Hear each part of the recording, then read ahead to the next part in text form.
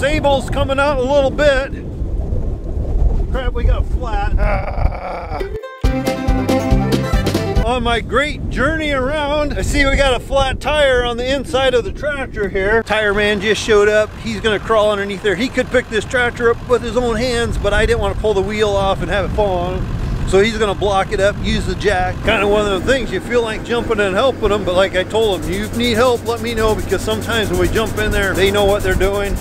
I don't.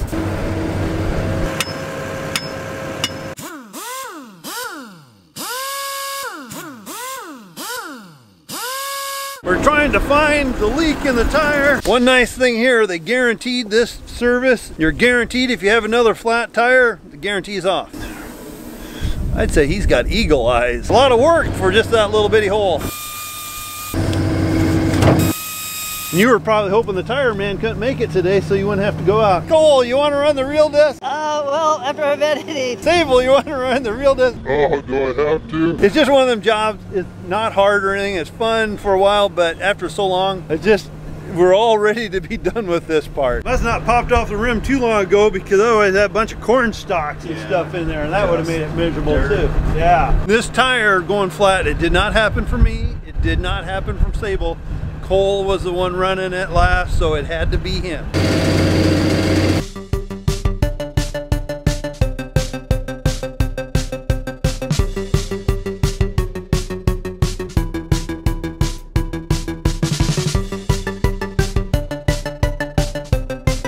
Sable just found a big old rock stuck in the blade here. I thought it was a chunk of dirt.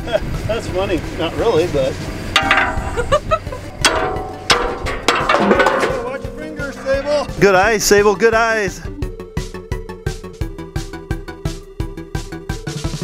Aw, man, it's raining. What's this? It hasn't rained in like 6 weeks. Sometimes when you're going down the road, you kind of see things that just don't look like it's supposed to be that way. Hey, little wagon.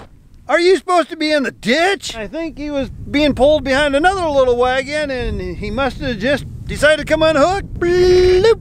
In the ditch he went. I don't see anything hurt on him. Hey, little wagon, do you miss your family? They'll be like little ducks. They'll be coming back pretty soon, and they'll hook on them, pull them back on the road, and they'll take off with them. Today's one of those days we've been getting a nice little drizzle. I've been stuck in the office all day, so it's gonna get dark here in like an hour. But had a homeless guy show up and want to talk. No, I'm just kidding with you guys. This is actually my friend Scott. He used to be an electrician, so, well, at least he knows a thing or two about electricity that I don't know. We're thinking we need to move this electricity over there for the new bin site that we're wanting to put up, so we're gonna get the expert amateur opinion. I know nothing, just enough to get myself hurt. They have CTs in here, which measures your amperage and then kicks out how much power you use. Most likely it goes from there to here, because here you have a 800 amp disconnect. You know where these 3 disconnects go to. See, Cooper's out working on the combine here. I think he's trying to get a bunch of the trash off it and stuff.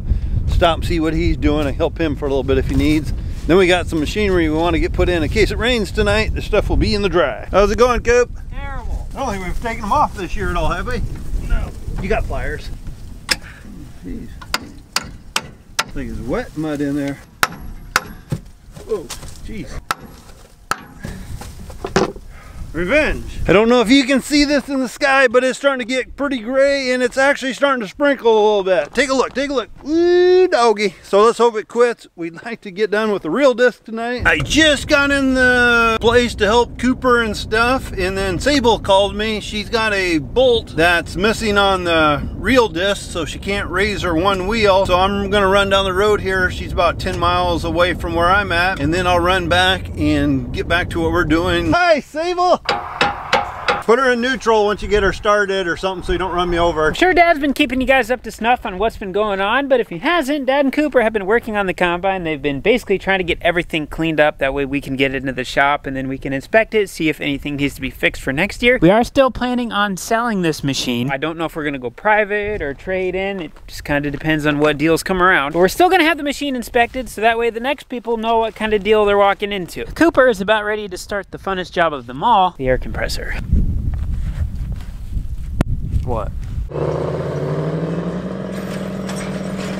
Sable's doing a really good job, so I'm gonna go back and help Cooper some more.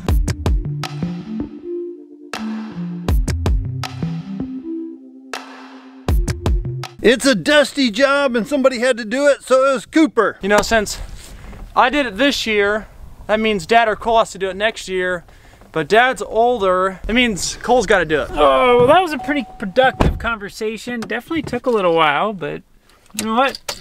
Sometimes you gotta make time for that. But now we just hopped into Ford. We're gonna go out to Sable. She's been running the real disc. We're gonna switch her spots. She's not really comfortable running at night yet, which I completely understand. So let's go get in the tractor. Look at Sable go. See if I can walk across this waterway without falling in a hole. How'd you make out, Sable? Good. Before we hop in, we're gonna do a quick inspection of the disc. Sable's been running basically all day, so if she broke something, we can blame it on her now. We look pretty good. Perfect. Let's get this field done. Roughly 20 or so acres left over here, and then we will be done. All right, look at that. We got her done. I'm just starting to see a few sprinkles, so we got rain coming. Let's get this bad boy folded up, and then we can get home. I thought we were done real disking, but we just had a family friend approach us asking us if we wanted to farm 120 more acres. So we still need to do that, but I'm not gonna be able to do that tonight. It is supposed to rain tonight. So we're probably gonna get to that in a few days. Hey Dad, how you doing? Hey, doing good. Getting kind of, well, still nice out, but a little brisky. Oh, you guys thought the video was done. We still got stuff to talk about. The bend site. I figured you guys might like it a little more if you knew the step-by-step process of what was going on behind the scenes instead of just seeing a bunch of metal show up and all of a sudden, bam, there's a bend built. So up to this point, this is what I've done. 2.5 months ago, I got in contact with the grain bin company that we normally deal with to get quotes on stuff, and I have heard nothing back from them. I mean zero. Nothing. I'm not gonna lie, that's got me a little frustrated because I need this site to be done by next harvest. And a 250,000 bushel site doesn't just get put up overnight. So last week I visited with another company and I have blueprints. So this is the view from the road. Now this is just a basic rendition. We can add to this or we can subtract from this if we want to, but this is just kind of a place to start. So what we're looking at is a hopper bottom bin. We already have one of these, so our current one is going to be moved to this new location, and that goes for the same with our leg. But everything else in this picture is new.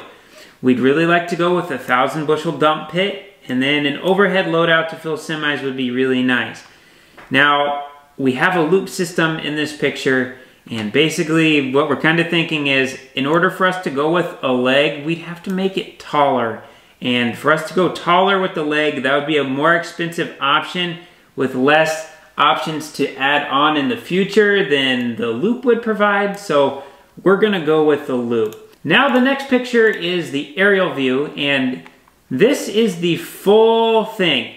The million bushel storage per se down the road. Basically, I have this set up to be built in 4 different phases. So phase 1 is this dark area right here, and that's gonna consist of 220,000 bushel bends, our current hopper bottom bin that we would like to make bigger. Then everything else in this picture can be added on down the road, and these are all 120,000 bushel bends. So that way, if we need the capacity to store 1 million bushels down the road, we can do it. And it's already built into place. There is one thing I do want to add to this picture. I want to add in another hopper bottom bin. So that way down the road, if we need wet holding capacity, we already have that built into place, so that way we don't get bottlenecked by having a bin that's full of wet corn. Another thing that I would like to add to this picture is I would like to make side draws on all these bends, so that way down the road, when you come up with a semi, you can just pull up beside them, open up a slide gate, unload it onto a semi without having to turn any electricity on. Then when these bends are low enough,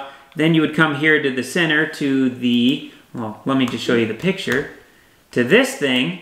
But anyway, all that corn will go into here once the bins are low, and then we can just load out of this overhead loadout. So right now I'm currently waiting on quotes for all of this stuff. Then once we get those, we'll basically just have to wait till the weather's nice enough, and then we can start building. I have a lot more projects to work on, but right now is not the time or the video. I just wanted to say thanks for watching, guys. Remember, if you enjoyed the video, don't forget to hit the thumbs up button. By the way, don't forget about picking up some Cornstar Farms merch through the link in the description. Thanks for watching, guys. We'll see you in the next one.